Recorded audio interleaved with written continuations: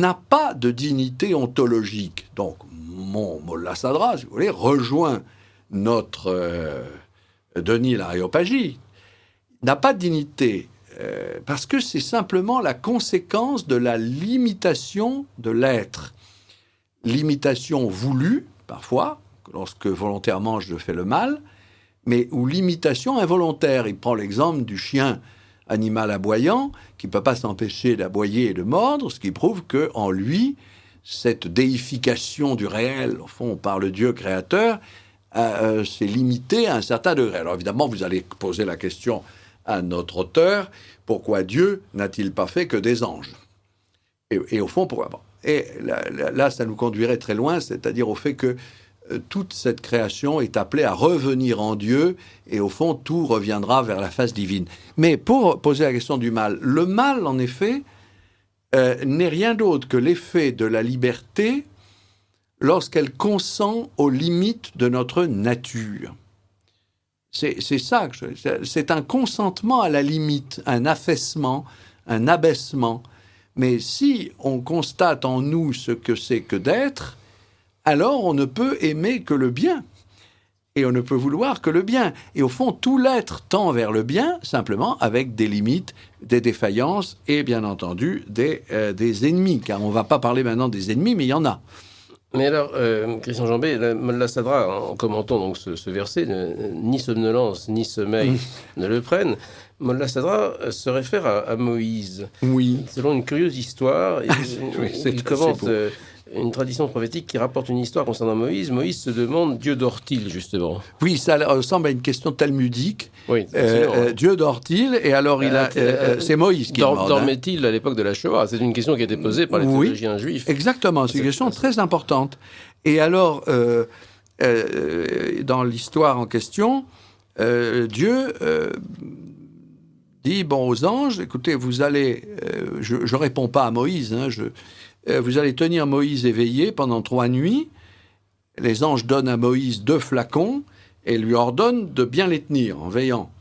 Et évidemment, Moïse finit par être pris de somnolence et les bouteilles, les flacons s'entrechoquent, se brisent et Moïse est réveillé par le bruit du choc. Alors, il y a c'est commenté dans plusieurs commentaires coraniques, pour montrer que Dieu fait faire une expérience par là même à Moïse du fait que sa question n'a aucun sens. C'est seulement parce que lui a besoin de dormir qu'il prête ce besoin à Dieu. Voilà. Et évidemment, notre Molla Sadra s'empresse de dire qu'en effet, Moïse ne pourrait absolument pas poser une telle question. Ça, c'est au moins aussi intéressant. Moïse est si grand, si éclairé, qu'il ne viendrait pas à l'esprit. C'est donc que ceux qui ont posé ce sont les membres des fils d'Israël qui ont déjà fait tellement peu confiance à Moïse qu'ils lui posent des questions sans l'écouter. Bon, il y a eu l'épisode des tables brisées, il y a l'épisode du veau d'or, et voilà maintenant parce qu'ils ne croient qu'à ce qu'ils voient et ils ne peuvent pas se représenter le Dieu invisible avec ses pouvoirs. On ne peut pas se représenter que Dieu dorme. C'est contraire à l'idée que nous avons de lui. Voilà, mais surtout, ils n'arrivent pas... Non, les gens qui ont attribué ça à Moïse sont simplement des gens des fidèles, qui s'en tiennent aux choses sensibles. Voilà, ils n'arrivent pas à comprendre la vraie relation entre Dieu et l'homme. Mais ce sera vrai également du trône lui-même. Alors justement, il nous reste relativement peu de temps. Alors on pourrait commenter tous les autres versets. À lui, ce qui est dans les cieux et ce qui est ça, c'est la souveraineté sur la terre. Complète, c'est Dieu cause agente et cause finale. Et puis quoi d'autre encore? La domination absolue de Dieu. Mais c'est une domination qui ne fait qu'un avec la liberté humaine. Ah. Puisque qu'est-ce que la domination de Dieu? Je le dis en 2 mots, si vous voulez, avant d'en venir au trône, parce que ça conduit directement à l'exégèse spirituelle du trône en 2 mots. Dieu domine la création en tant qu'il fait effuser en elle en permanence l'existence, le bien, la perfection. Donc, or, quel est le plus grand bien? La liberté même créatrice de Dieu. Donc, Dieu domine en infusant la liberté dans les êtres conscients dotés d'une âme intellective. Voilà pourquoi, plus l'homme est libre, tout en obéissant bien sûr aux normes divines, plus il s'assimile à Dieu, et par conséquent, il reconnaît la souveraineté de Dieu, et ça conduit au vrai sens du trône. Le trône est interprété non pas comme un corps extérieur, et il analyse, je crois qu'on n'a pas le temps de les voir, toutes les interprétations du trône. Alors, je dis quand même pour les auditeurs, si vous voulez, il y a un trône et puis il y a un piédestal. Hein. Mais enfin, relisons tout simplement le verset. Hein. Son trône s'étend sur les cieux et la terre. Oui, mais il y a d'autres versets où on décrit le trône.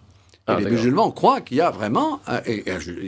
Dieu est assis, il se tient droit sur son trône et il pose les pieds sur un piédestal. Et avec des anges rapprochés autour de lui. Les anges, voilà, qui chantent ses louanges et il y a tout un chœur angélique. Mais il y a plusieurs types d'interprétations. Il y a l'interprétation littéraliste, Dieu a vraiment un corps et il est vraiment sur un trône. Elle est interdite, j'imagine, dès l'origine dans l'islam, non? Pas du tout. Il y a ici, justement, tout un tas d'interprètes qui pensent, les Hanbalites, mais aussi il y a des textes des imams chiites qui parlent du corps de Dieu. C'est un corps spirituel, mais enfin qui est quand même sur un trône. Certains ont pensé que le trône, c'était le énième ciel, le 8e ciel, et puis que le 7e ciel, c'était le piédestal sur lequel Dieu pose ses pieds. Enfin, bref, les chrétiens répètent tous les jours que Jésus était assis à la droite de Dieu. Vous avez remarqué qu'il cite un passage qui est une péricope de l'Évangile revue et corrigée en terre d'islam, où Dieu dit Jésus dit n'ayez pas peur, je serai à la droite, non pas de Dieu, dit-il, mais du trône. Mais le trône, en une minute, le trône est devenu pour nos auteurs, et lui en particulier, le cœur même du fidèle. Et ça, c'est très important.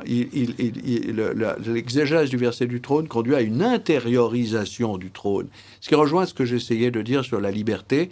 Dieu règne sans contrainte dans le cœur de l'homme, qui est son véritable siège. Alors, évidemment, ça a des conséquences en islam même. Oui, mais alors du coup, qu'est-ce que cela veut dire que nous soyons nous-mêmes le trône de Dieu? C'est que le cœur, notre cœur. Notre cœur. Et le trône. Et donc Dieu est dans notre cœur. Voilà, Dieu est dans notre cœur, il règne sur notre cœur et au fond, et c'est sur lui qu'il se tient droit, et il se tient droit sous la forme de notre intellect et de notre esprit. C'est-à-dire, c'est dans la mesure où notre esprit se tient lui-même droit sur le cœur, sur le trône du cœur, que Dieu règne sur les univers. Voyez-vous, il y a toute une intériorisation du règne de Dieu qui n'est pas un règne extérieur et despotique, mais qui est un règne intérieur dans, pourrait-on dire, dans le se tenir droit de l'intellect et de l'âme, bien sûr sous forme de la vie morale et de la vie intellectuelle. Et qu'on dit, au sein même du chiisme, les 6e et 8e imams sur ce trône, parce que dans des hadiths, ils ont transmis des... Oui, qu'il commente lui-même. Il y a plusieurs hadiths, pardonnez-moi, je m'y reporte pour ne pas les citer. Je vous ai pris en piège. Alors voilà, non, l'imam répond, le piédestal, le kursi, s'étend sur les cieux, la terre et le trône, et toute chose s'étend sur le piédestal. Alors c'est très mystérieux.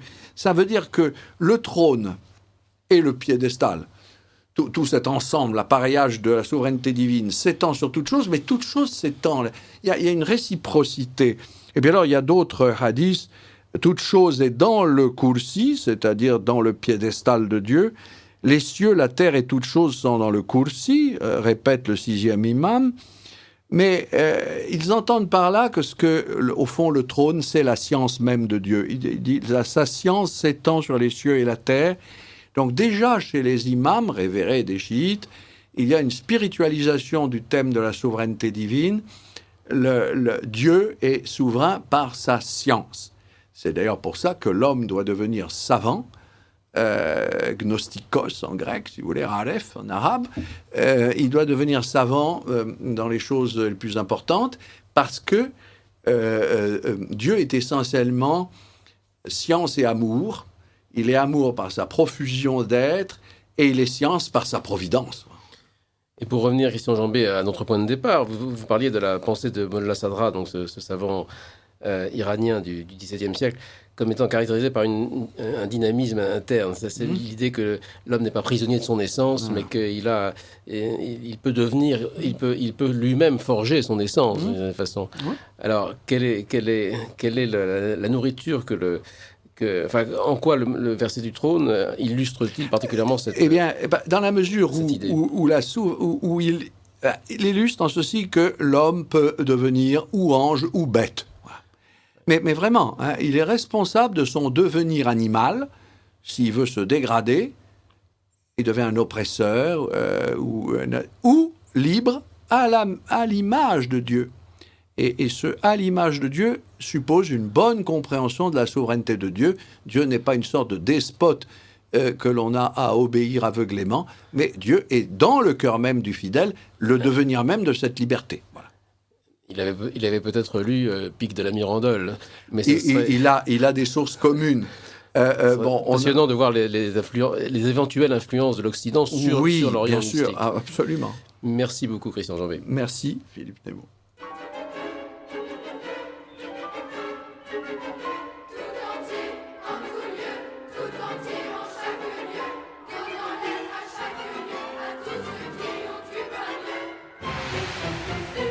Ici Radio Courtoisie, la radio libre du pays réel et de la francophonie. Vous venez d'entendre les livres du jour Le Monde de la Philosophie, dirigé par Philippe Nemo, émission préenregistrée le 23 octobre 2013, diffusée lundi 28 octobre de 10h45 à 11h45.